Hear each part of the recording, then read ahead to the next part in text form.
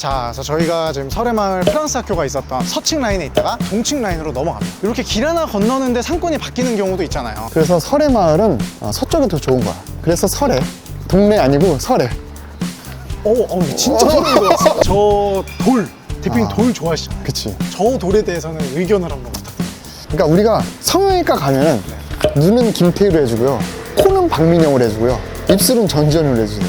했을 때 모아놓으면 누가 된다. 약간 그런 거가 아닐까. 이 앞 건물은 이제 붉은색으로 올라가고 있는 그런 사례고요. 지금 그 반대편에 대각선에 마주보고 있는 이 건물이 이제 매물로 나왔습니다. 사실 막 컨텐츠적으로 얘기하려는 거 아니고 이렇게 임장하다가 이게 너무 탐나더라고. 그래. 나 아까 이거 얘기하려고 그랬어. 부수기도 더 좋고. 그 다음에 이제 도로도 사실 우리가 항상 느끼는 게 여긴 6 곱하기 8 같아. 86이에요. 응. 난 8호야. 아니 PD님도 알아서 인서트 찍으려고 카메라를 돌려버리시네. 영업을 하고 계셔서 좀 명도 이슈가 있을 수는 있지만 이제 붉은색이잖아. 이제 사기에도 좀 편하죠. 근데 이제 이런 거 옛날에는 단독주택이었을 거 아니야. 이게 딱 보니까 그냥 신축이 아니고 용도 변경해가지고 뭐 약간 외장만 좀 리모한 거 같아요. 같은데 나중에 시간이 뭐 20년, 30년 더 지나면 저런 것들이 좀 많이 없어질 거 아니야. 맞아요.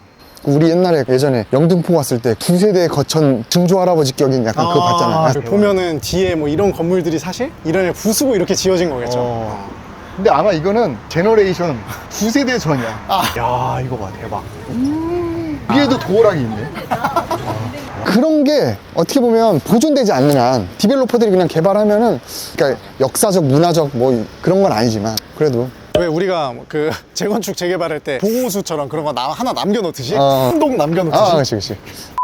거의 한 작은 두 블럭? 한 10필지 안 되게 걸어왔는데 걸어오니까 확실히 활발해졌죠. 그렇죠. 여기가 아까 우리가 처음에 내려왔던 그 길이잖아요. 맞아요. 그래서 이 길이 이제 설해로 중심 상권이 있는 곳이고 그런 럭셔리한 막 파인다이닝 이런 업체들보다는 생활 밀착형 상권이 섞여 있다 라고 보시면 되고 이 라인 같은 경우에는 평당 1억 초반대에도 좀 거래가 되고 있는 그런 상황이라고 보시면 됩니다.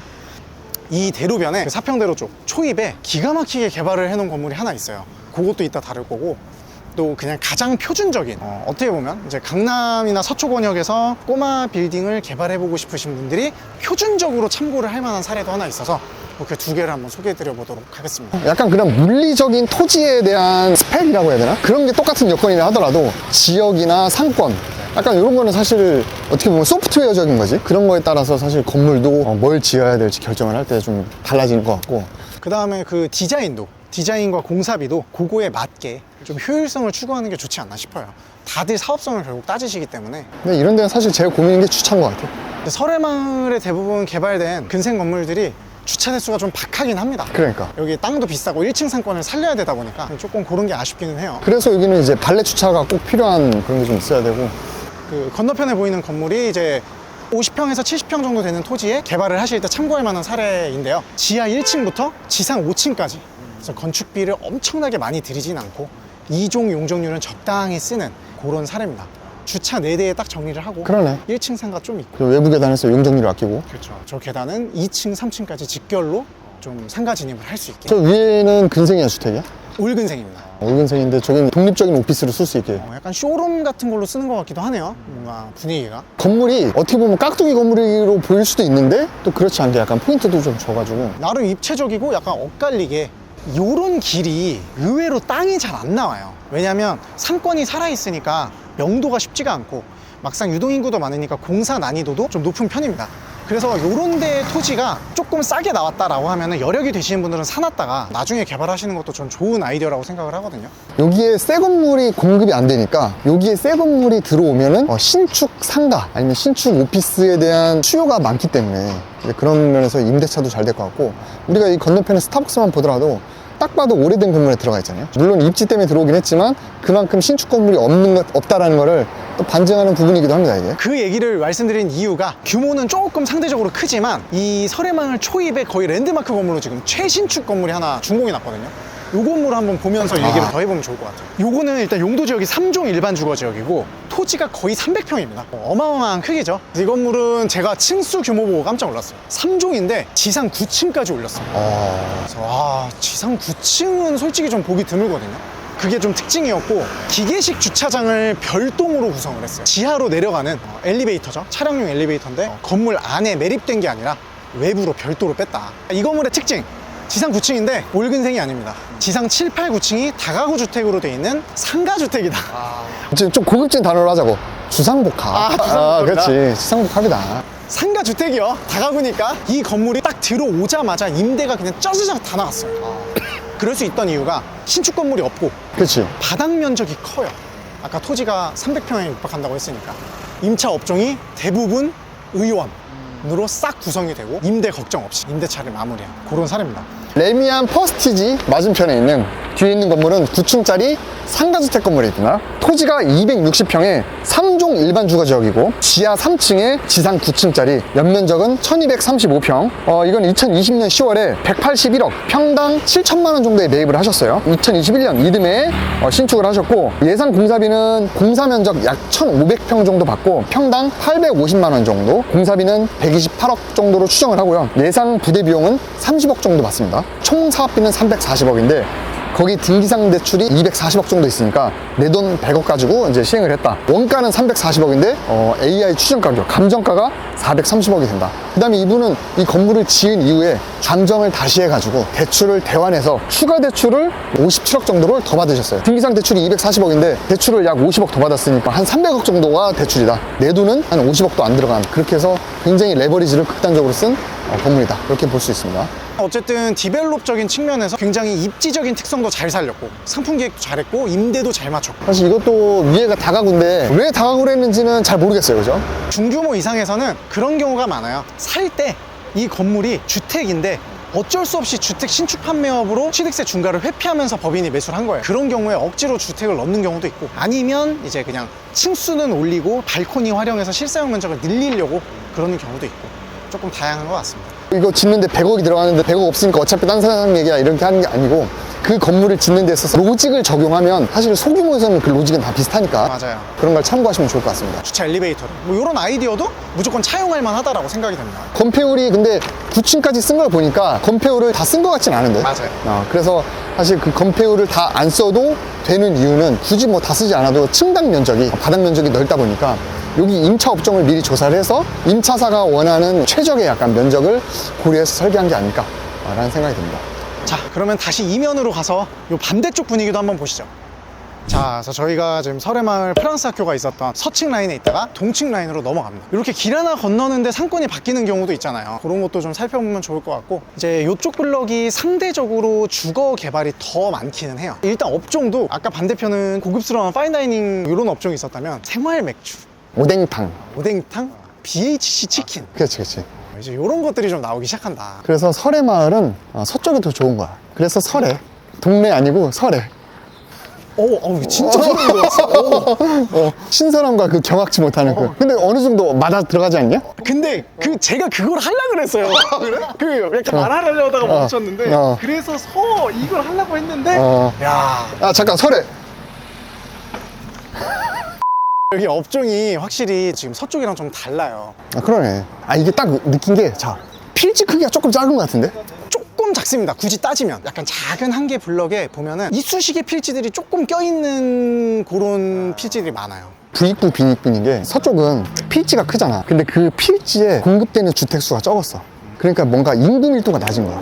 근데 필지가 작은 동네일수록 한 필지당 들어가는 세대수가 많은 것 같아. 심지어 개발하는 사람도 더 쪼개. 더 쪼개. 그러니까 인구 밀도가 좀 높아지고, 그러니까 번잡해지고, 그러니까 생활 밀착형 상권이 더 발달하고. 그렇지. 그게 다 이어지는 로직인 거죠. 이 약간 도시공학적인 즉흥에서 해석한 거긴 한데 그러네. 좀 일리가 있는 것 좀 같습니다. 일리가 있네. 커피는 일리가 맛있어. 일단 사례를 보시면 집에서 일리 있으십니까? 아니? 우리가 보이는 시야를 보여드리면 좋을 것 같아요. 딱 보면은 그 우리가 서쪽에서 봤던 그 이면이 아니에요. 그렇지. 동네 느낌이. 전 이것도 신기하더라고, 다니면서. 세대수가 많아지면 그만큼 그 세대당 들어가야 되는 전기선이나 통신선이 많아지니까 전신주들이 조금 더 약간 복잡한 거, 약간 기분 탓일 수도 있어요. 근데 그런 것도 조금 작용을 하는 것 같아요. 이게 또 서울과 경기도의 차이야. 택지지구. 그 와중에 그래도 좀 안쪽에는 그래도 좀 분위기 있는 뭐가 있네. 맞습니다. 야, 저걸 딱 봤을 때는 뭔가 그 청계산 계곡에 놀러 왔던 그 백숙집 약간 그런 느낌도 조금 나는데. 저는 약간 동남아 느낌? 아, 약간 그치. 그런 느낌. 어. 네. 마침 날씨도 지금 약간 선선한 게 그지? 그러면 휴가하고 싶습니다. 아, 언제쯤 걱정 없이 좀 놀아보냐. 아, 근데 저희 수강생 모임 때 한 대표님이 말씀하셨잖아요. 그렇지. 대표님이 원하는 꿈은 어. 이룰 수 없는 아, 꿈이다. 그렇지. 내가 그때 꿈을 뭐라고 했냐면, 걱정 없이, 아무 고민 없이 정말 즐겁게 골프 치는 게, 그런 상황이 오는 게 꿈이다. 목표다. 목표다. 그분은 사실 우리 기준에서 보면 자산도 많고, 사업도 오래 하셔가지고 수익도 많고, 우리가 볼 때는 이미 뭐 이룬 것도 많다고 생각했는데, 그분이 나한테 얘기했지. 그런 일은 없다. 걱정이 없는 삶은 오지 않는다. 아, 그치. 네, 상대적인 거지. 그쵸. 대표님, 저 앞에 건물 디자인 평가 좀 해주시죠. 아, 저 돌, 대표님 아. 돌 좋아하시잖아요. 그치. 저 돌에 대해서는 의견을 한번 부탁드립니다. 그러니까 우리가 성형외과 가면은 눈은 김태희로 해주고요, 코는 박민영으로 해주고요, 입술은 전지현으로 해주세요. 했을 때 모아놓으면 누가 된다. 약간 그런 거가 아닐까. 그래서 제가 인테리어 자재 고를 때, 특히 건축할 때, 설계할 때 초보 건축주들이 실수하는 대표적인 게 하나가 뭐냐면, 내 첫 건물 지을 때 자재 선택을 하는 거를 좋게 얘기하면 신중하고, 안 좋게 얘기하면 경험은 없는데 본 건 많은 거지. 그렇게 하는 건 좋은데, 그래도 조화로운 거, 그런 게 좀 필요하고, 건축이라는 게 증액되는 요소 중에 하나가 뭐냐면, 이미 해놨는데 건축주가 변심을 해서 뜯고 다시 하는 게 사실은 비용이 많이 들거든요. 비용과 시간이 다 들죠. 저게 뭐 나쁘다 좋다를 떠나서, 보통 저렇게 마블링이 되어 있는 자재 같은 경우에는 돌 샘플을 볼 때 특정 샘플만 보면은 그게 또 달라. 예뻐 보일 수 있는데 면적을 전체로 넓히면 좀 어색할 경우도 있고, 그래도 이 건물을 건축 법적으로는 굉장히 잘했습니다. 이건 평범한 다세대예요. 북도로 코너의 평범한 다세대인데 지하에 근생을 하나를 크게 빼놨어요. 아. 직결계단과 썬크까지 아. 활용해서. 조금 비싼 땅인데 주거형으로 개발할 때는 지하에 이런 기획을 하는 거 저는 괜찮다고 보거든요. 어차피 기계실도 들어가야 되니까. 그쵸. 그래서 다세대로 개발하지만 어쨌든 지하를 근생으로 한 개층 정도를 깊게 해놓는 거 저는 괜찮은 기획이라고 보고요. 일반적인 경우에는 이런 거 그래서 지하 없이 이렇게 많이 하는데, 강남 같은 경우에는 땅값이 비싸다 보니, 그리고 입지가 어느 정도 받쳐준다라고 하면은 이 필로티 밑에 큰, 또 지하는 건폐율도 적용이 안 되잖아요. 맞아요. 큰 그냥 상가를 하나 뽑아가지고 임대를 놔도 되고, 아니면은 여기 살고 있는 거주민들이 쓰는 뭐랄까 그냥 커뮤니티 시설. 커뮤니티 시설 뭐 해도 되고. 요새 낡은 모텔을 사서 리모델링해서 뭐 숙박업 건물을 디벨롭 해가지고 수익을 올리시는 분들도 지하층이 되게 보통 죽어 있는 경우가 많은데, 거기를 공용 주방, 공용 세탁실 또는 그냥 회의실처럼 스터디룸, 그런 모임 공간으로 기획을 해서 좀 살려내는 경우가 많습니다. 그래서 그런 걸 또 참고하시면 좋을 것 같고, 오른쪽으로 가보시죠. 지금 서래로에서 동측으로 온 요 라인 중에는 요 길이, 가운데 길이 제일 넓어? 제일 넓고 상권도 좀 활성화가 돼 있어요. 이 라인을 왜 설명드렸냐, 이 라인에 딱 서래로를 중앙에 두고 반대편이 아까 우리가 물건을 보고 온 그 자리인데, 건너편 지금 이 자리에도 물건이 또 나왔어요. 약간 데칼코마니다. 데칼코마니로 8m, 6m 도로, 거긴 6사. 아, 그래서 6사. 도로 조건은 여기가 좋아요. 여기에 이제 매물이 나왔습니다. 여기 또 맞은편이 신축 중이네. 맞아요. 여기 이제 사거리 코너를 좀 보면은 저 안쪽에도 신축 건축 사옥이 하나 있어요. 그 외에는 대부분 상가주택이거나 이제 주택이긴 한데, 이 앞 건물은 이제 올근생으로 올라가고 있는 그런 사례고요. 지금 그 반대편에 대각선에 마주보고 있는 요 건물이 이제 매물로 나왔습니다. 68평 정도 되고, 요거는 토지 평당가로는 한 9천만 원 정도의 지금 매물이 나와 있습니다. 근데 이제 요거는 아까 건물이랑 조금 다르게 봐야 되는 게, 기존 건축물이 2종 일반 주거 지역인데도 불구하고 용적률을 한 70%나 이득을 봤어요. 사실은 요건 리모델링으로 접근하는 게 더 유리한 건물이고, 도로는 아까보다 넓어서 좋고. 그러니까 지하주차 한번 가보자. 68평의 램프가 있으면 주차가 몇 대가 있을까? 68평인데 램프 타고 내려오면 이렇게 해서 법정 주차는 3대인 것 같아요. 법정 주차는 3대인데 램프까지 되면 한 5-6대. 그래서 이게 확실히 100평 언더에서 억지로 램프를 파는 건 좀 손해인 것 같긴 해요. 그러니까 차라리 지상 주차를 잘 기획을 하고 여기를 임대 공간으로 썼으면 더 활용성이 컸을 텐데. 근데 여기 조금 또 아쉽지만, 그나마 나가는 구멍이 있네. 맞아요. 별도로 비 안 맞고 상층부로 접근할 수 있게 이렇게 별도 출입구도 그래도 기획이 되어 있습니다. 이걸 리모 하려면 엘베를 여기까지 내려야 될까? 할 수는 있는데 공사비 많이 들어서 보통 지하층으로 엘베는 안 내리죠. 아무튼 이 코어가 이 가운데 있고, 이 뒤쪽에도 상가가 있네. 1층은 전부 상가입니다. 그래서 요거는 저는 이제 리모델링을 하면 주차 대수 검토를 물론 해봐야 되긴 하겠지만, 주차 대수가 오히려 줄어들 것 같거든요. 지금 위에가 다세대이기 때문에. 근데 이게 주택인데도 불구하고 용적률이 200%가 넘었다라고 하면, 이거 지금 발코니 확장한 면적까지 근생으로 했을 때는 안쪽에서 이제 발코니 내벽을 작업을 해줘야죠. 그 이슈가 좀 있겠네. 꽤 좀 있고, 그 다음에 근데 여기 주차가 바깥에도 있는 것 같은데? 이 4대 있습니다. 아, 그래서 아마 주차 대수는 연면적 대비하면 조금 줄어들지 않을까 싶어요. 그러면은 만약에 주차 대수를 요 지상으로만 끊을 수 있으면, 지하의 임대 면적을 늘릴 수도 있죠, 합법적으로. 근데 지하까지 하면 또 주차 대수가 늘어날 것 같은데? 그걸 이제 검토를 해봐야 되겠지만. 그래서 그런 게 좀 장점이고, 그 다음에 제가 리모델링 건물은 층고 때문에 그렇게 좋아하지는 않는데 1층 층고가 낮진 않습니다. 그래도 평당가가 조금 있긴 하네. 맞아요. 이제 그런 거는 진짜 매수 의향이 있으면 매도자와 협의를 해나가는 방안이 좋을 것 같아요. 그나마 여기는 장점이 뭐냐면 고급지구 막 그런 게 있다 하더라도 생활 밀착형 상권이 그나마 주변에 있는 게 편의성이 있긴 해. 맞아요. 저 맞은편에 보면 또 공용주차장이 딱 보이네. 그래서 여기 오는 오피스 손님이나 그런 분들이 주차 대수가 부족할 때는 이용할 수 있는 그런 여건도 되고 하니까. 그다음에 여기도 이제 사옥들이 꽤 있습니다. 뒤편에 학원 건물, 통학원 건물도 있고 고급 빌라 이런 것만 여러분들이 생각하시지만 근생을 개발하거나 사옥을 염두에 두고 계신 분들도 접근을 해볼 만한 지역이 아닌가라고 생각이 들어서 오늘 한번 소개를 드려봤습니다. 좀 도심 속에 한적한 설해마을 돌아봤는데요. 대표님 총평 한번 해주시죠. 설해마을. 이건 또 생각을 안 하고 있었네. 솔직히 설해마을을 저는 그동안 눈여겨봤던 동네는 아니긴 해요. 왜냐면 황금돼지 TV에서 다뤘던 대부분의 컨텐츠나 건물들이 그전에는 사실은 소규모 필지에 상가주택이나 아니면 원룸 건물 위주로 많이 하다 보니까 고급 단지가 있는 이런 지역은 사실 그렇게 눈여겨보진 않았고 그냥 아파트 대체제나 이런 주거 종목이 있다고 봤었는데 오늘 또 임장머신 통해서 또 이렇게 임장을 하면서 보니까 그 안에서도 또 불법도 있었고 업자인 건물도 있었고 그 안에서도 비록 필지가 좀 컸지만 뭔가 그런 인사이트 좀 있었다라고. 벤치마킹 할 만한 좀 신축 아이디어가 좀 있었다.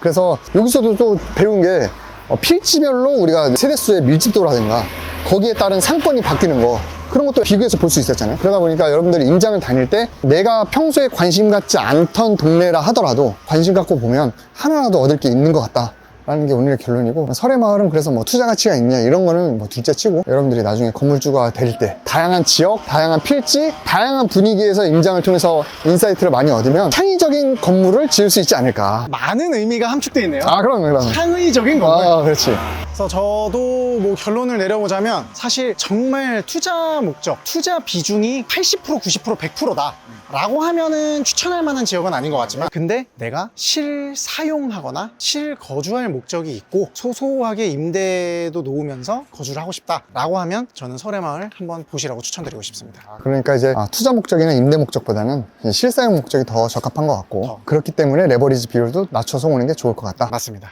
그러면서 창의적인 거는 또 많이 참고를 하시면 좋겠다. 왜? 용도 지역이 일종이라서 쓸 수 있는 면적이 제한적이니까. 거기까지 정리를 하겠습니다. 자, 저희는 또 다양한 지역에 또 다양한 인사이트를 드릴 수 있도록 다음 달에 또 임장 컨텐츠로 찾아뵙도록 하겠습니다. 감사합니다.